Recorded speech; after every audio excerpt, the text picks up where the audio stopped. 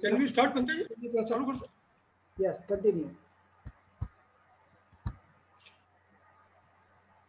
भी हमने हमारा व्यूज अंडरस्टैंडिंग तो स्टेट कर लिया, समझ लिया।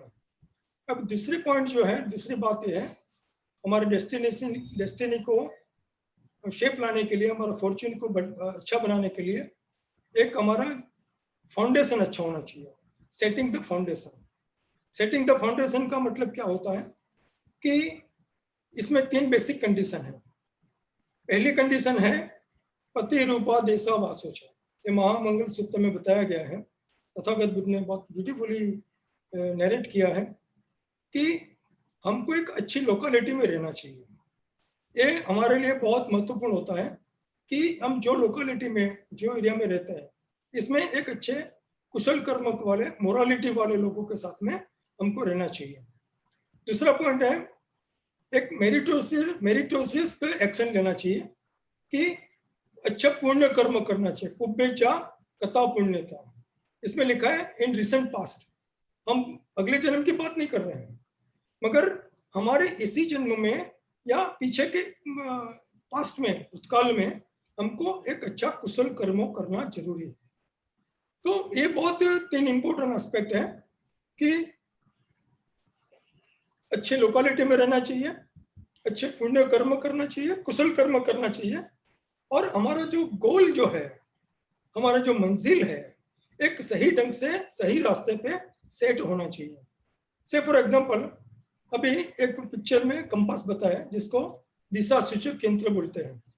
अभी हम समुद्र में जाते हैं और उसमें तो दिशा पता नहीं चलता है, कौन सी उत्तर में जा रहा है, दक्षिण में जा रहा है।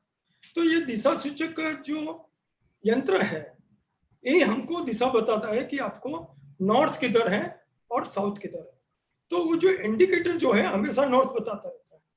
तो ये जो चीज है, हमको हमारा जो विजन है, हमारा डेस्टिनेशन को शेप देने के लिए एक डायरेक्शन या राइट कोर्स बहुत इंपॉर्टेंट है। मगर ये जो गलत है, मान लो कि ये दिशा सूचक यंत्र गलत बताता है, ठीक नहीं बताता है और गलत दिशा बताती है, तो हम भटक जाएंगे, महासागर में भटक जाएंगे। ऐसे ही हमारे लाइफ में होता है, इधर स्टडी करें या जॉब करें या फैमिली में है, तो हमारा एक गोल अच्छा राइट डायरेक्शन बनना बहुत जरूरी है। स्टूडेंट है तो अच्छा मेहनत करना जरूरी है। मान लो कि इंजीनियरिंग में पढ़ाई करता है या बोर्ड में पढ़ाई करता है, अभी जब एग्जाम आती है तो इसके 4-5-6 महीने पहले या 1 साल से हमको प्रिपरेशन करनी पड़ेगी और एक गोल बनाना पड़ेगा। एग्जाम के 5-6 दिन के पहले पढ़ाई शुरू करेगी तो गोल भटक जाएगा, अच्छा अचीव नहीं कर पाएंगे। तो ये बहुत जरूरी है। धम्म की बात, बुद्धिज्म कॉन्सेप्ट के बारे में बात करें तो ये हमको एक अच्छा मोरल धम्म बताता है। जो नॉर्थ डायरेक्शन है हमको धम्म की दिशा बताता है कि गुड डीड, जो कुशल कर्म बताता है, मंगल कर्म करने के लिए हमको प्रेरणा देता है, उत्साहित करता है। तो ये 3 एस्पेक्ट हमको बेसिक कंडीशन है हमारे अच्छे फॉर्च्यून और हमारे अच्छे लक के लिए। पति रूपा देशा वासोचा, अच्छी लोकेलिटी, कुब्बेचा कत्ता पुण्यता, अच्छे मेरिटोरियस करना चाहिए, पुण्य काम करना चाहिए, अच्छे पुण्य काम करना चाहिए। किसी को ऐसे डोनेशन की बात नहीं कर रहा हूँ, किसी को हेल्प भी कर देवे, किसी को पानी भी पिला देवे, किसी को मुसीबत में साथ में खड़े हो जाए, किसी को साथ में टाइम अच्छे निकाल देवे, किसी को हॉस्पिटल में जाके इसके दर्दी की सेवा कर देवे, ये भी एक पुण्य काम है। तो ये जरूरी नहीं है कि अगले जन्म में मैंने पुण्य कर किया है तो ही मेरा अच्छा नसीब बनेगा, दैट इज नॉट नेसेसरी। तो ये बहुत इंपॉर्टेंट एस्पेक्ट है। अभी आगे चलते हैं। तीसरा जो पॉइंट है नेटवर्किंग, ये स्टूडेंट के लिए, सर्विस क्लास पीपल के लिए बहुत बहुत इंपॉर्टेंट पॉइंट है और इसमें 3 चीज हमको ध्यान में रखनी जरूरी है। एक अच्छा नेटवर्किंग होना हमारे लाइफ में बहुत जरूरी है। नेटवर्किंग का मतलब क्या है? अभी बोलते हैं ना, आजकल तो नेटवर्क का जमाना है, हमेशा लोग व्हाट्सएप पर, फेसबुक पर बहुत सारे लगे रहते हैं। It is a networking. Socialising करना जरूरी होता है। सोशलाइजिंग कैसे करने का और कैसे लोगों से करना, ये बहुत इंपॉर्टेंट है। तो जैसे हमारी संगति होती है, जैसे हमारे दोस्त होते हैं, जैसे हमारा रिलेशनशिप होता है, उसी पर मेरा लाइफ का फ्यूचर डिपेंडेंट होता है, उसी पर निर्धारित होता है। तो 3 एस्पेक्ट क्या बताया? असेवनाच बालानम, बहुत ब्यूटीफुल, ये स्टेटमेंट बहुत पसंद आता है मेरे को। असेवनाची बाला ने मतलब क्या, मूर्खों की संगति नहीं करना है।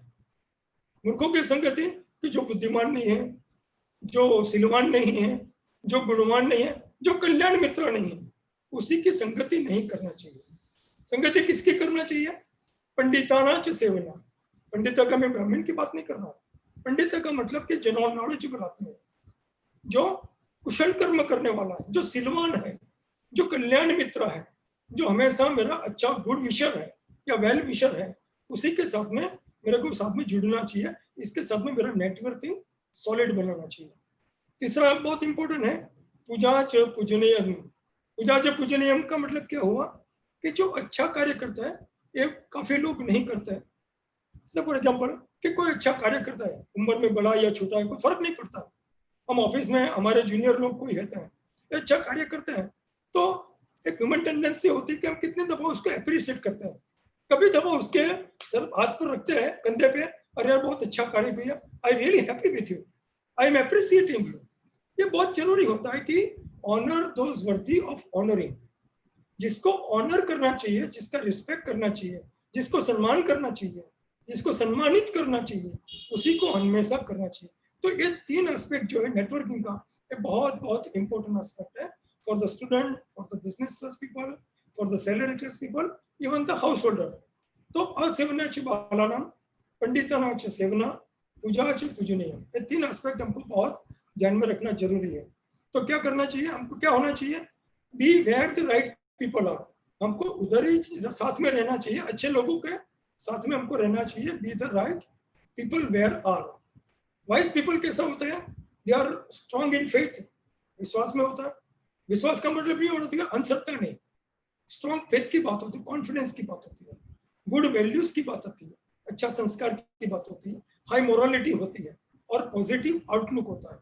बहुत सारे लोग होता है कि इंटेलिजेंट बहुत होते हैं, बुद्धिशाली बहुत होते हैं, मगर जो बुद्धि जो होती है, इंटेलिजेंस कभी कभी नेगेटिव होती है, नेगेटिव इम्पैक्ट होता है, बहुत नेगेटिव सोचते रहते हैं, तो वो डेंजरस आदमी होता है, इसके साथ में नहीं रहना चाहिए। तो हमेशा असेवनाची बाला, बाला का मतलब एक्चुअली बच्चा होता है कि बच्चे का बुद्धि थोड़ा कम होता है एज की वजह से, तो बाला नाम इसीलिए लिखा है। तो जो पुलिस लोग होते हैं कि कम बुद्धि वाले लोग होते हैं, अकल्याण मित्र होता है, वो हमको दुख में ले जाता है, दुख की दिशा तरफ ले जाता है, तो फेल्योर और अनहैप्पीनेस की तरफ ले जाता है। तो ये समझना बहुत जरूरी है, ये तीन इंपॉर्टेंट एस्पेक्ट बहुत जरूरी है। तो पहले हमको राइट अंडरस्टैंडिंग करना चाहिए, अच्छा एक फाउंडेशन बनाना चाहिए और नेटवर्किंग चाहिए। और चौथा पॉइंट है, ये भी बहुत इंपॉर्टेंट है, खास करके स्टूडेंट और प्रोफेशनल लोगों के लिए, जो इंजीनियर्स हैं, लॉयर्स हैं, बिजनेसमैन है, जो बड़ी बड़ी ऑर्गेनाइजेशन में आईटी फील्ड में काम करता है या कोई भी प्रोफेशनल काम करता है, ये बहुत इंपॉर्टेंट एस्पेक्ट है। आजकल पूरी दुनिया में इसके बारे में बहुत सारा लिटरेचर लिखा गया है, बहुत सारे सेमिनार लोग किए जाते हैं, मगर बेसिक कॉन्सेप्ट तो तथागत ने जो बताया वही कॉन्सेप्ट है एक्चुअली। तो क्या होता है, हमको रिसोर्सफुल होना चाहिए कैरियर में, लाइफ में और कैरियर में रिसोर्सफुल।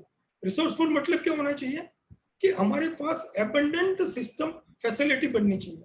वो कैसे आएगी कि मान लो कि मैं इंजीनियरिंग पढ़ाई करता हूँ, मैं इंजीनियर बन गया, मैं जॉब मिल गई, मैं डॉक्टर बन गया, जॉब मिल गई, तो अकेला इंजीनियर बनना इनफ नहीं है, वो सफिशिएंट नहीं है। तो इसके लिए मेरे को, मैं जो इंजीनियरिंग पढ़ाई की है इसमें मेरे को मास्टरी करनी पड़ेगी, स्किलफुल बनना पड़ेगा। तो इसमें 4 एस्पेक्ट हमको बताया गया है, और लाइफ की सक्सेस के लिए ये सीक्रेट है, the secret of success in life. ये बहुत बहुत इंपॉर्टेंट एस्पेक्ट है, बहुत वैल्यूएबल एस्पेक्ट है। तो क्या करना चाहिए हमको? पहला जो एस्पेक्ट है, जो ब्लेसिंग है, हमको आगे बढ़ाएगा, हमारा डेवलपमेंट करेगा, हमारा विजन को और एक्सपांड करेगा। इसमें लिखा है बहु सच्चा चा, इसका मतलब होता है वास्ट लर्निंग, बहुत सारा पढ़ाई करना चाहिए, स्किलफुल बनना चाहिए, नॉलेजेबल बनना चाहिए। अब बाबा साहब की बात करते हैं, डॉक्टर अम्बेडकर, बाबा साहब B.R. अम्बेडकर अमेरिका गए। अमेरिका तो खाली इकोनॉमिक्स पढ़ाई करने गए थे, मगर आपको पता है कितने सब्जेक्ट में पढ़ाई किया?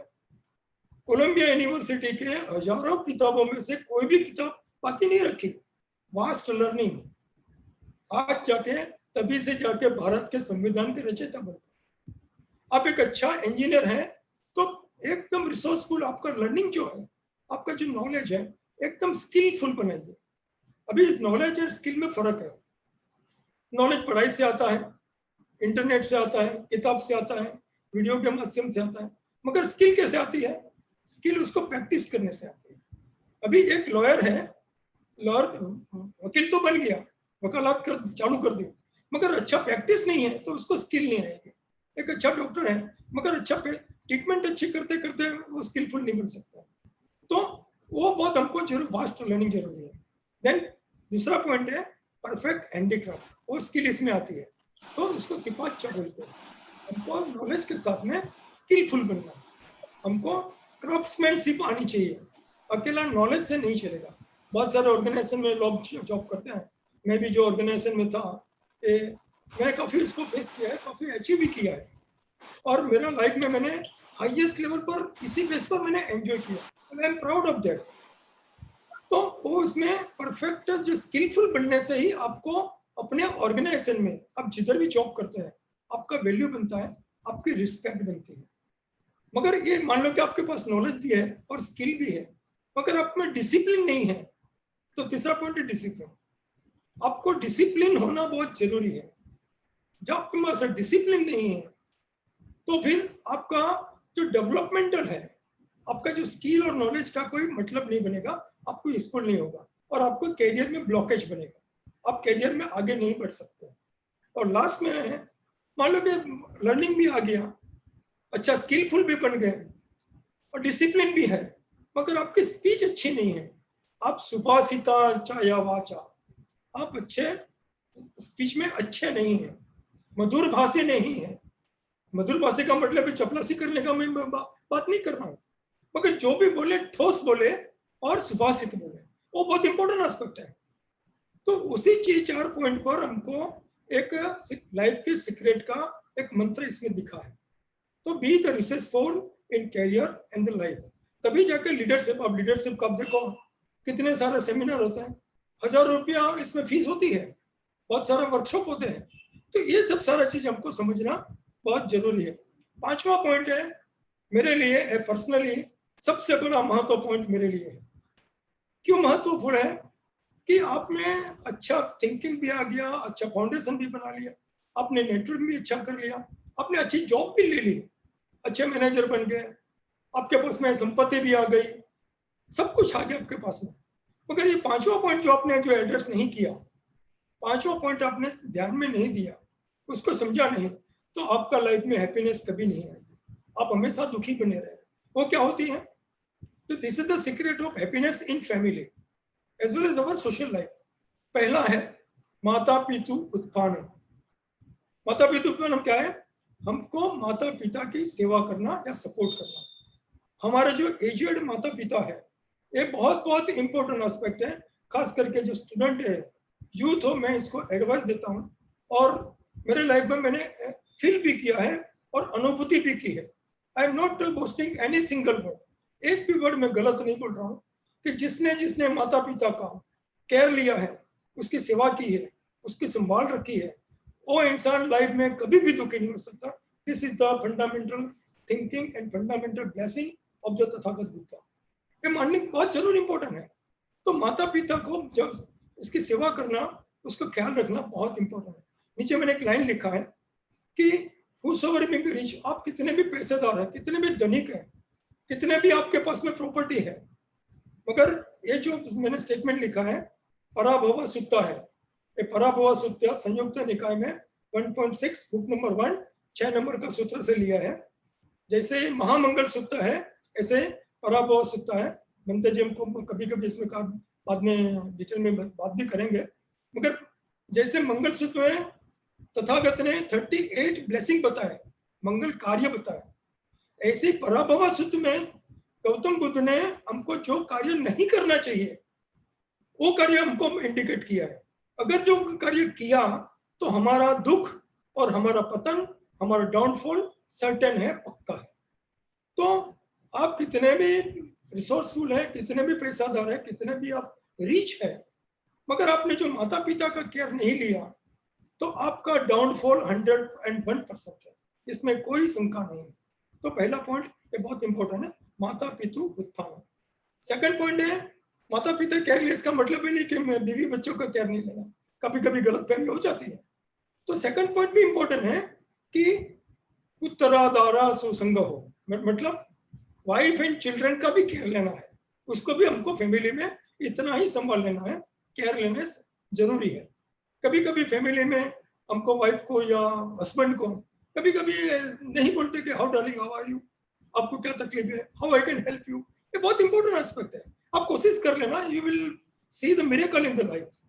तीसरा पॉइंट है अनुकूलाचा कमंता, मतलब क्या है कि जिधर पीसफुल है एनवायरमेंट उधर ही हमको ऑक्यूपेशन करना चाहिए, उधर ही जॉब करना चाहिए, हमारा बिजनेस उधर ही होना चाहिए।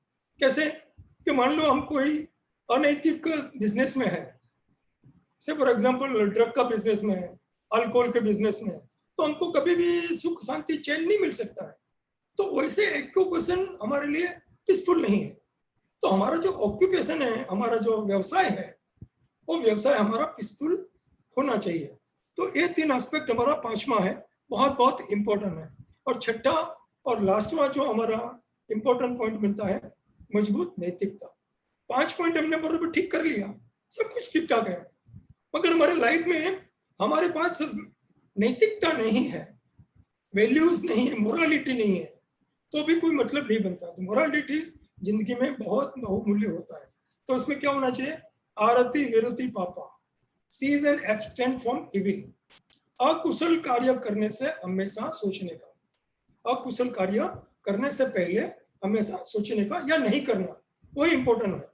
दूसरा क्या है, इंटॉक्सिकेंट, जितना हो सके तब आपको नशीली चीजों से आपको दूर रखना है। मद्यपाना च समय, नशीली चीजों, क्योंकि हमारा लाइफ रूइन कर देता है, बर्बाद कर देता है। तीसरा क्या है, अच्छा वर्च्यूस, अच्छे गुण होना चाहिए, अच्छा संस्कार प्रतिपादन करना चाहिए, अपमादो च धम्मेसु। तो तीन चीज जो फाउंडेशन है, मजबूत नैतिकता, बिल्डिंग स्ट्रॉन्ग, इसको मजबूत बनाएगा और आगे वाला 5 फैक्टर को स्ट्रॉन्ग करते रहेंगे तो हमारा लाइफ की जो डेस्टिनी है, हमारा जो लक है, हमारा जो फॉर्चून है, दुनिया की कोई ताकत हमको रोक नहीं सकती है।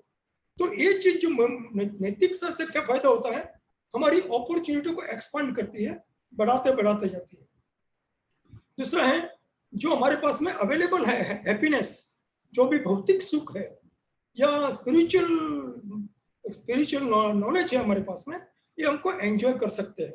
और हमारा जो कोई भी सीजन होता है या वेदर जो होता है, कोई भी परिस्थिति, वेदर का मतलब परिस्थिति के में हम दुखी नहीं हो सकते और अनहैप्पीनेस नहीं बन सकते। एक लिखा है कि हैप्पीनेस की बात कर ली, सुख की बात कर ली, फॉर्चून की बात कर ली, लक की बात कर ली, मगर इतना काफी नहीं है। बहुत सारा चीज हमको थोड़ा प्रैक्टिकल और समझदारी भी रखना पड़ेगा। तो मैंने थोड़ा स्टेटमेंट लिखा है, चाहे आप सौंदर्यवान नहीं है, आप ब्यूटीफुल नहीं है, मगर उससे चिंता करने की जरूरत नहीं है। इतना सोचो कि मैं हैंडीकैप तो नहीं हूं, मैं अपाहिज तो नहीं हूं, तो मेरा जीवन मंगलमय है। If I am not beautiful but I am not handicap, I am blessed one, I am fortunate. आप चाहे धनवान नहीं हो, मगर आपके जीवन की जरूरत पूरी हो जाती है तो आपका जीवन मंगलमय है।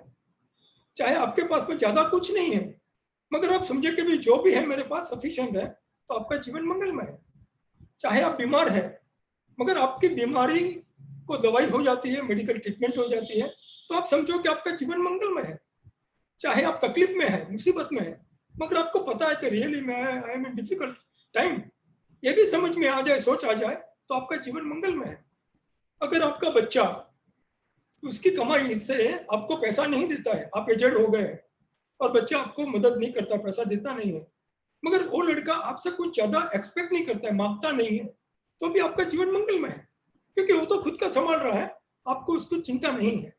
और लास्ट में एक इंपॉर्टेंट है कि अगर आपका जीवन सामान्य है मगर आप धम्म के रास्ते चल रहे हैं, तो आपका जीवन मंगलमय है, मंगलमय है। ये बहुत इंपॉर्टेंट चीज हमको जीवन में समझना जरूर। ये लास्ट स्लाइड है मेरे आज के कार्यक्रम की, कि जीवन को कैसे देखते हैं, जीवन का नजरिया क्या होता है, हमारा जो डेस्टिनी क्या है, हमारी सोच, हमारी मंजिल क्या आगे ले जानी है।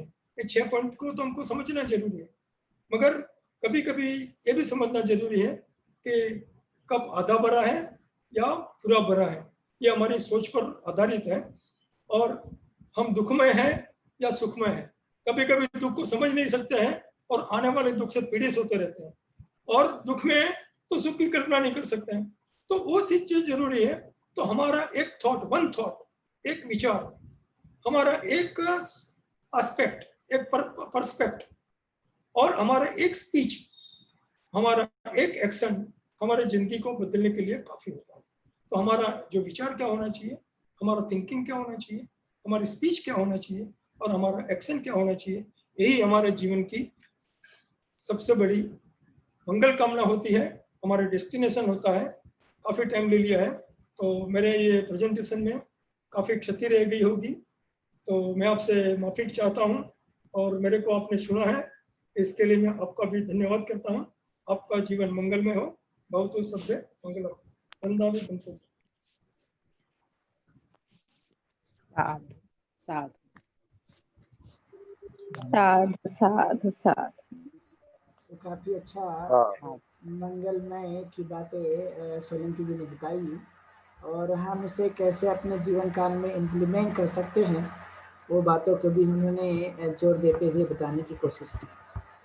तो यही हमारे लिए बहुत ज़रूरी है कि हम किस तरह से उन चीज़ों को अपने लाइफ में उतार सकते हैं जो बहुत ही ज़रूरी है, क्योंकि मनुष्य की लाइफ सीखने के लिए होती है। जो भी है वो हम सीखते रहते हैं, अपने जीवन काल में जानते रहते हैं, और जानकर उसे इम्प्लीमेंट करने की कोशिश करते रहते हैं। और इसलिए यह हमें ज़रूरी है कि हम उन चीज़ों को जानकर या अपने जीवन को उतार करके कैसे हम आगे बढ़ सकते हैं, ये सभी बेसिक रूप से इन्होंने सोलंकी जी ने समझाने की कोशिश की।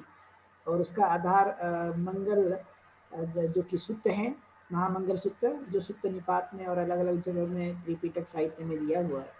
और उन्होंने अभी वर्तमान की जो साइंस और टेक्नोलॉजी है उस आधार पर उन्होंने अच्छी तरह से बताने की कोशिश की, और आप सब लोगों ने उन्हें सुना है तो समझा ही हो कि किस तरह से यह हमारे लिए काम की बातें हैं, जो हम डेली रूटीन में इसको हम अपने उतारने की कोशिश करेंगे। तो एक खास महत्वपूर्ण लेक्चर जो कि सैटरडे और संडे को होता है।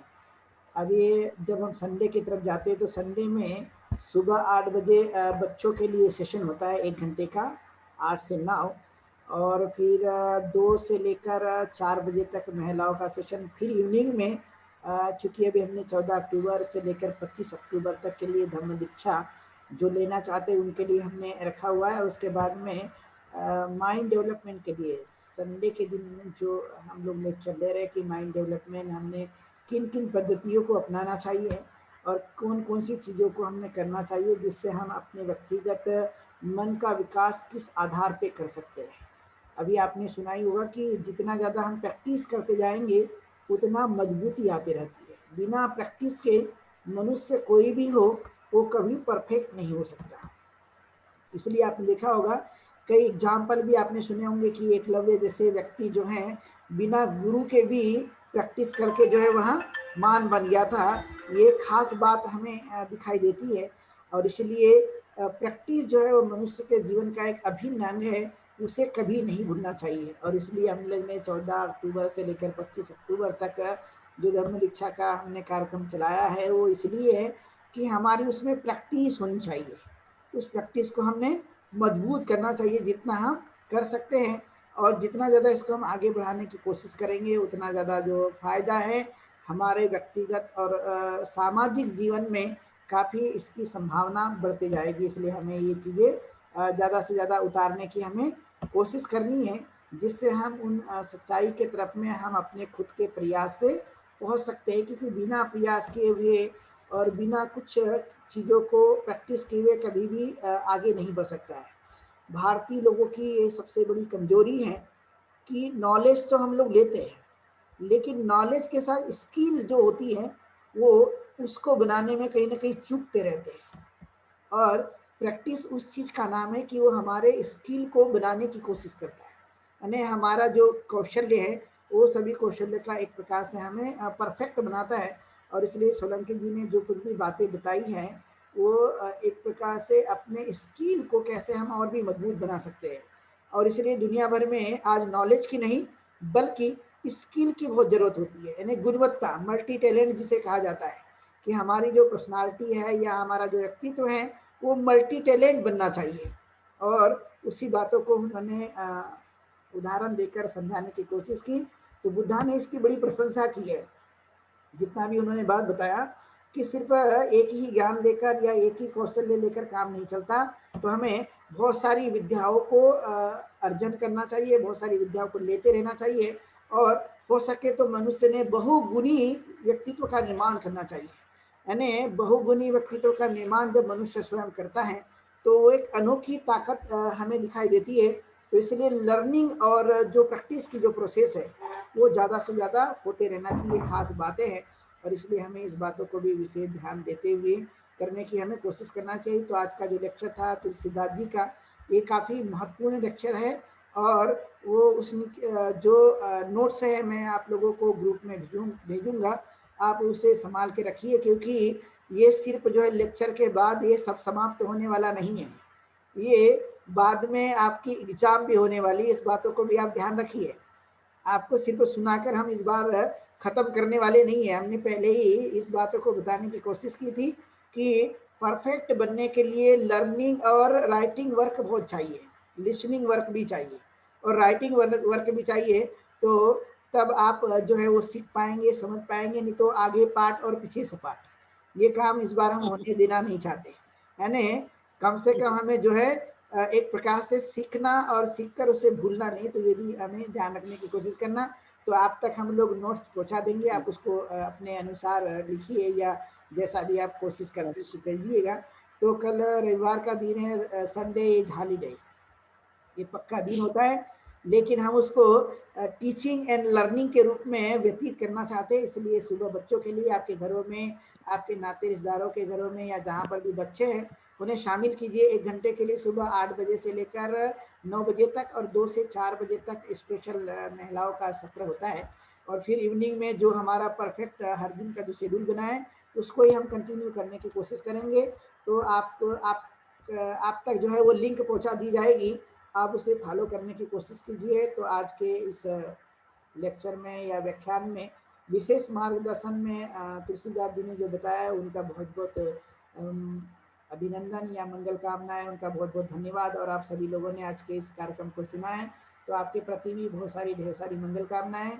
आप स्वस्थ रहे, दीर्घायु, ऐसे दिने दिन आपके ज्ञान में वृद्धि हो और इस ज्ञान से अपना स्वयं का और दूसरों का भी जीवन अच्छा बनाए, यही मंगल कामनाएं। और धर्म पालन गाथा से आज के इस हम मार्गदर्शन को यहीं पर विराम देंगे। सब पाप सकरणं कुशल उपसंपदा सचेत परियोदपनं एतं बुद्धान शासनं धम्मं चरे सुचरितं नतं दुचरितं चरे धम्मचारी सुखं सेति अस्मिन् लोके परमिच न तावता धर्मधरो यावता बहुभासति यो च पम्पे सुत्वानं धम्मं कायेन पश्यति सवे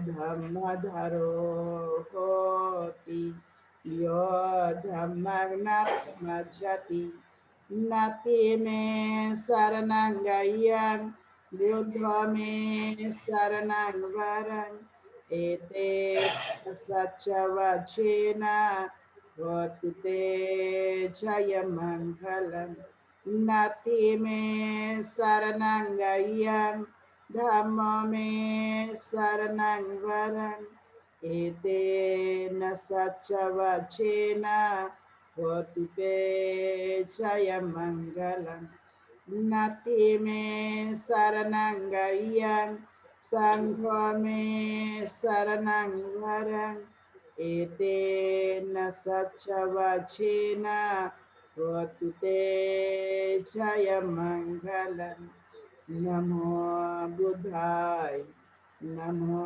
धम्माय नमो संघाय साधु साधु साधु।